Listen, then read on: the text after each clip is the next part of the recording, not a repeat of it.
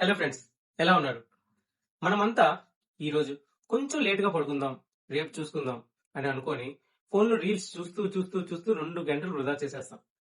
కానీ అది 2 గంటల సమయం కాదు. మీ జీవితంలో నుంచి 2 గంటల భాగాన్ని మీ చేజేతులా పారేసుకుంటున్నారు. మీరు కోల్పోయిన ఆ ఒక్క నిమిషం మళ్ళీ వస్తుందా? రాదు. మీ జీవితంలో అత్యంత విలువైనది సమయమే.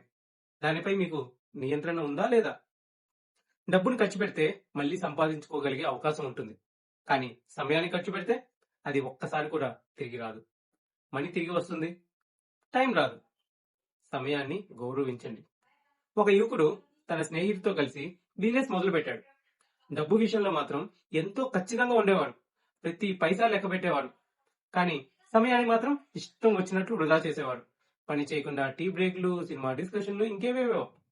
కొన్నాళ్లకు వ్యాపారం నష్టాల్లోకి వెళ్ళింది. నష్టపోయాక ఆ యువకుడు బాధపడుతూ, డబ్బు పోయింది, దాన్ని మళ్ళీ సంపాదించవచ్చు, కానీ ఆ నష్టాన్ని నివారించడానికి మనం సరిగ్గా ఉపయోగించుకొని ఆ సమయం ఉందే, అది ఎప్పటికీ తిరిగి రాదు. మనం ఆ డబ్బును కాపాడుకున్నాం అనుకున్నాం, కానీ సమయాన్ని అమ్మేసుకున్నామని గ్రహించాడు. Think about it. మీరు కూడా అంతేనా? మీరు డబ్బు ఆదా చేయవచ్చు, కానీ సమయాన్ని ఆదా చేయలేరు. మీరు సమయాన్ని పెట్టుబడిగా పెట్టాలి. ప్రతి నిమిషం ఒక ఆపర్చునిటీ లాంటిది. దాన్ని వృధా చేస్తే ఆ అవకాశం శాశ్వతంగా చేజారిపోతుంది. మీరు మీ సమయాన్ని పెట్టుబడిగా పెడుతున్నారా, లేక వృధా చేస్తున్నారో మీరే ఆలోచించండి. సమయాన్ని సక్రమంగా వినియోగించుకోవడానికి 3 యాక్షన్ పాయింట్స్ ని చూద్దాం. Action number 1, time audit.